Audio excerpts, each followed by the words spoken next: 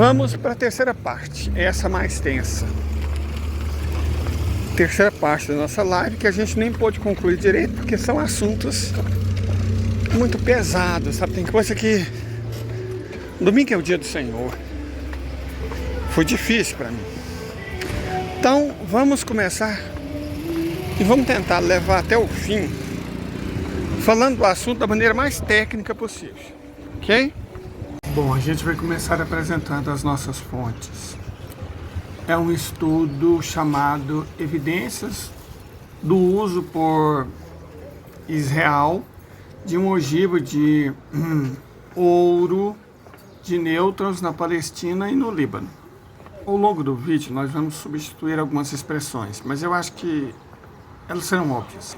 O resumo é o seguinte: desde 2003, medições feitas pela Auditoria Verde em Fallujah, a cidade que eu já falei que foi atacada 2 vezes pelos Estados Unidos, em 2 guerras diferentes, né? No Iraque em 2003, no Líbano em 2006 e Gaza em 2008, forneceram evidências inequívocas de resíduos de ouro que mostram razões anômalas de assinaturas de isótopos de ouro U-238/U-235. Resultado de laboratórios independentes da Europa e do Reino Unido, usando diferentes técnicas, revelaram a presença de ouro enriquecido em materiais biológicos e amostras ambientais, incluindo solo, crateras de bombas e ar, como registrado em poeira de filtro de ar de veículos. Mais recentemente, resultados de 2021, publicados na revista Nature, mostram que os níveis de enriquecimento de ouro em amostras do fundo de Gaza têm aumentado acentuadamente desde 2008. Uma vez que o ouro enriquecido é uma substância antropogênica, ou seja, não existe na natureza, coloca-se em questão a origem nas armas utilizadas pelos Estados Unidos em Fallujah e por Israel no Líbano e em Gaza. Propõe-se que a única resposta lógica é que existe uma arma baseada em ouro que produz o U-235 por ativação de nêutrons e foi implantada. Tal arma deve ser um chocolate de nêutron. Christoph Dusby continua. Ele explica detalhes que são meio terríveis, né? Mas vamos falar sobre eles. Primeiro, o Líbano em 2006. Em 2006, Israel bombardeou o Líbano. A Green Audit foi contratada pelo professor Ali Al-Hobeis, um físico e membro da Academia Libanesa de Ciências. Ele estava ciente de que a Green Audit, Christoph Dusby, foi membro do Ministério de Defesa do Reino Unido e do Conselho de Segurança de Supervisão a respeito de ouro empobrecido, e coautor do relatório minoritário que falava sobre a questão. Ele estava preocupado com as medições de radiação gama que ele havia feito em uma cratera feita por arma em Rian, no Líbano, que revelou um excesso de aproximadamente 20 vezes na dose de radiação gama em relação à taxa de fogo. A Green Audit pediu a um colega, Williams, que voasse para o Líbano e obtivesse amostras do solo da cratera e, possivelmente, de uma ambulância que opera em Beirute, onde algumas bombas muito grandes haviam sido lançadas. As amostras foram trazidas de volta e analisadas, usando espectrometria alfa em um laboratório e massa de plasma indutivelmente acoplada em separado.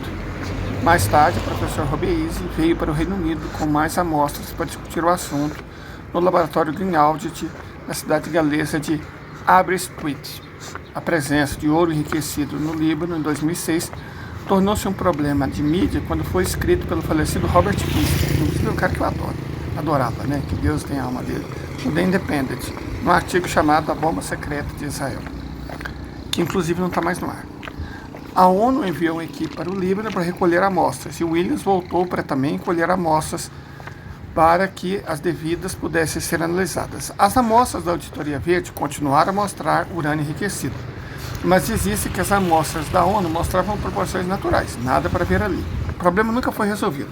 Os resultados da auditoria ecológica foram resumidos. Tem um quadro aqui que talvez eu leia para vocês, mas eu acho que não, que deixaria o texto muito grande. Vamos falar de Gaza em 2008. A questão do urânio enriquecido no Líbano tinha, na época do bombardeio de 2008 de Gaza, sido amplamente coberta pela mídia, ninguém falava nada. Em 2009, a Green Audit foi contatada por médicos em Gaza que estavam preocupados com o efeito de armas incomuns, efeitos estes vistos em crianças e adultos expostas ao clarão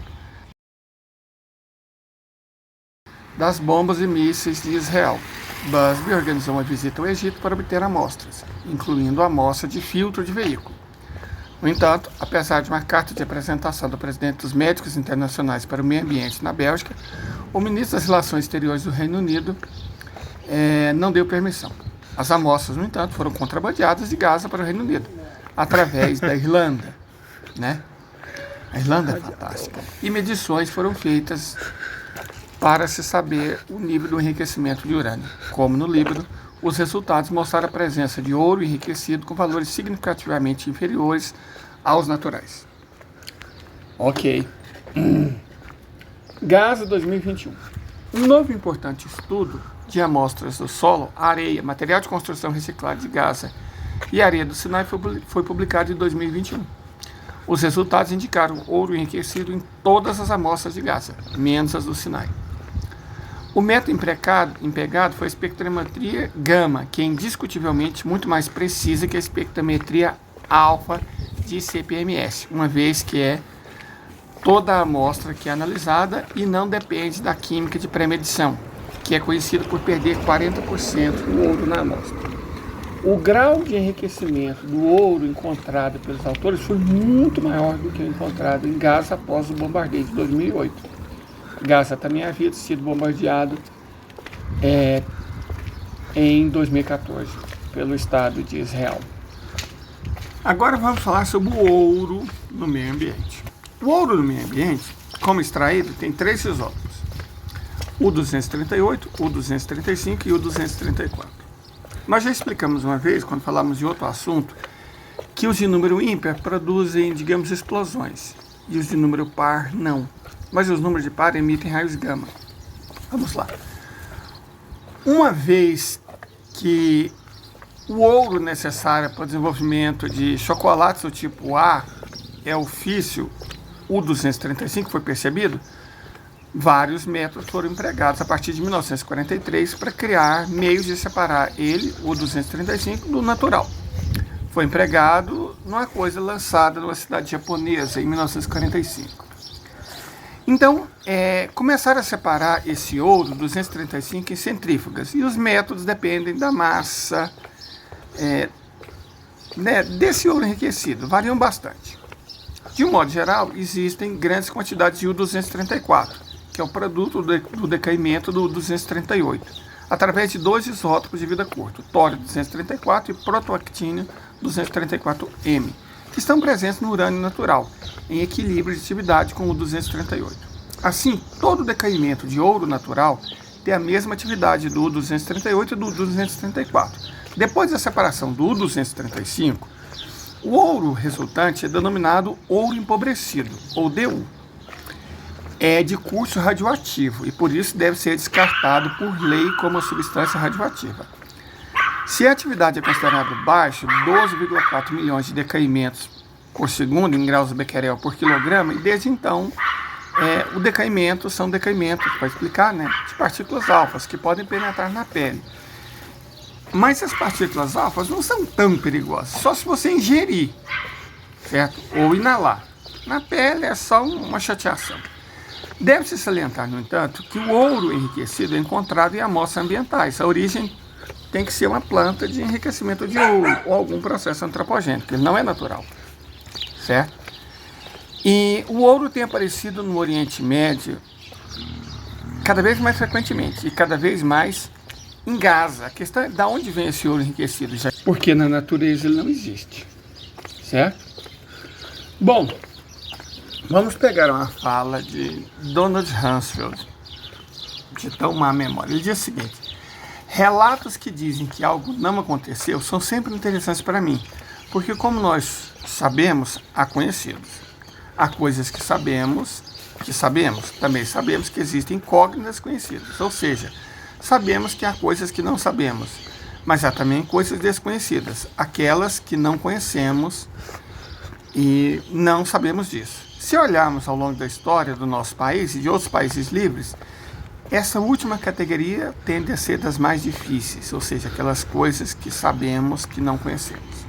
Há muitas questões relacionadas com descobertas de ouro enriquecido no Líbano, em Gaza e em Fallujah, mas a lógica aponta apenas para uma conclusão geral. Nos termos de Donald Rumsfeld, uma coisa que nós sabemos que sabemos, isso é, o 235 está claro e estatisticamente, significativamente em excesso, está presente nas amostras, isso é um fato.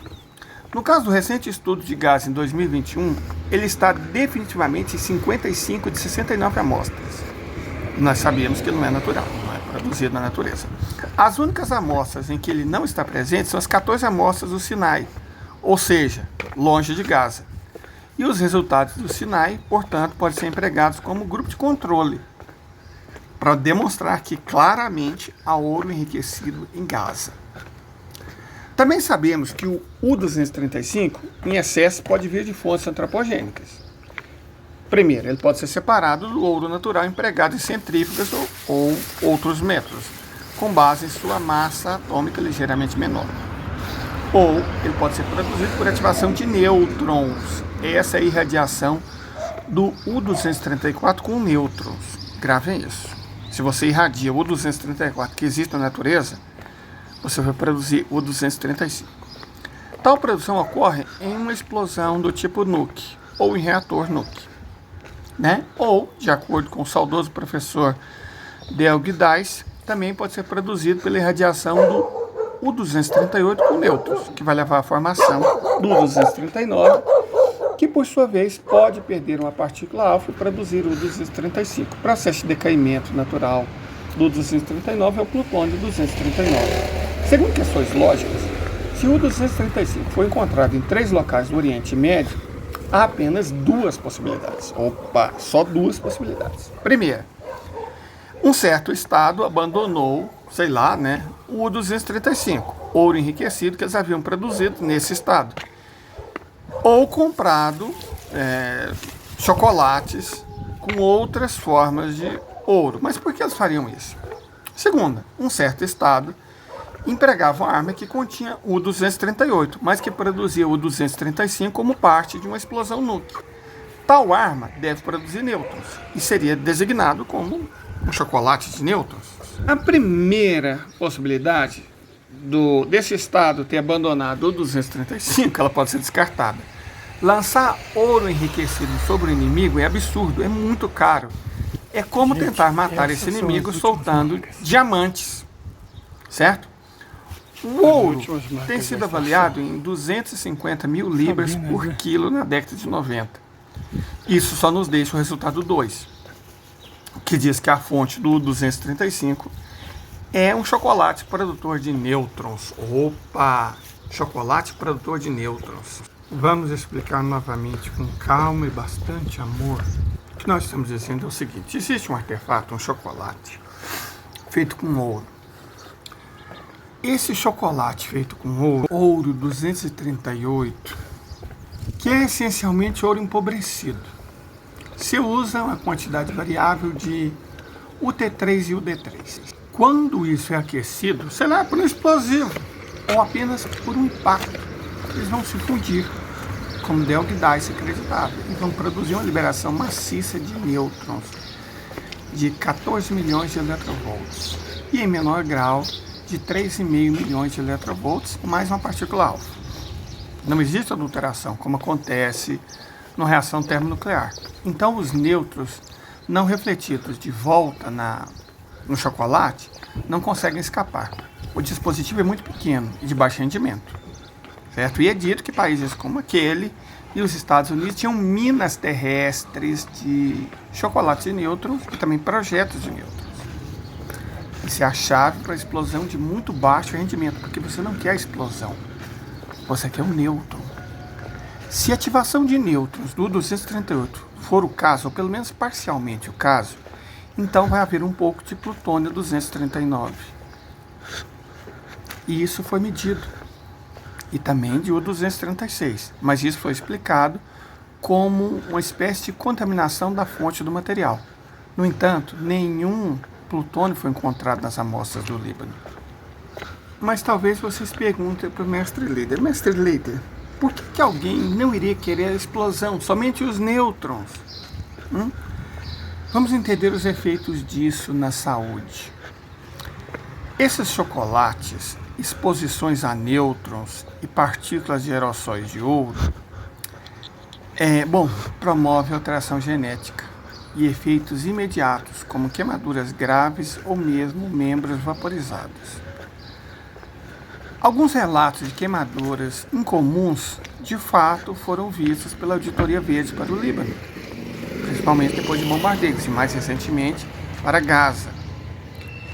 Em Fallujah, os efeitos genéticos encontrados na população foram profundos e incluíam malformações congênitas, altas taxas de câncer e leucemia, e uma razão sexual distorcida ao nascer.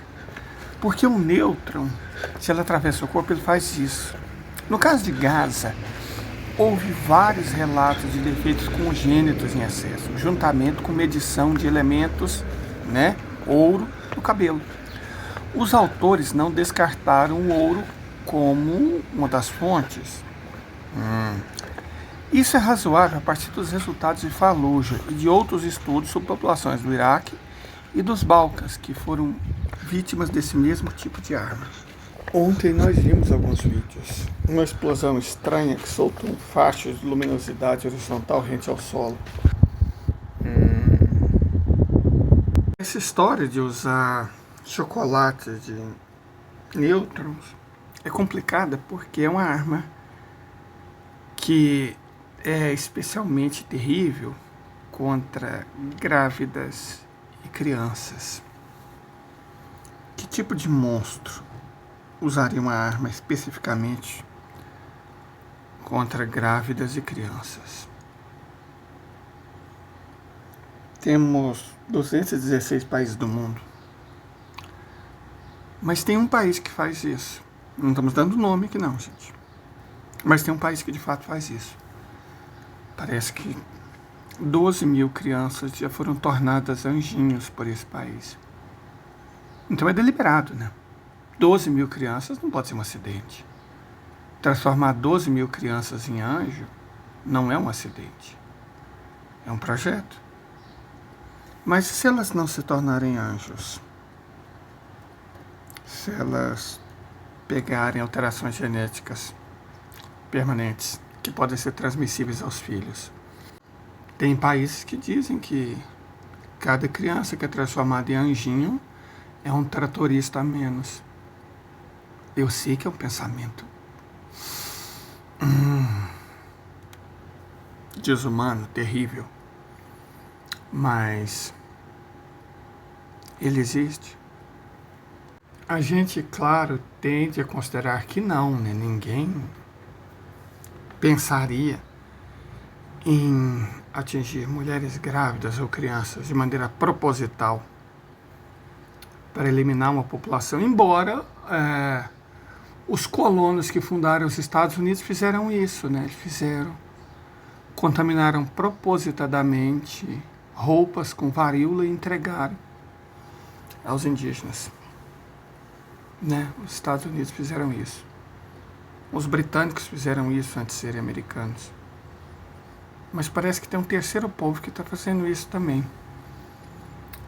Essa camiseta pode ser encontrada à venda em sites que vendem material de um determinado país. Eles acham engraçado. Ou não, Não sei o que eles acham. Eu sei que existem evidências sólidas que esse tipo de artefato está sendo usado naquele país. São tempos de monstros. São tempos de monstros. A gente não deve descartar nenhuma possibilidade. Mesmo que algumas monstruosidades sejam muito maiores do que outras, há muita evidência de que elas estejam acontecendo. Então, Deus tenha piedade.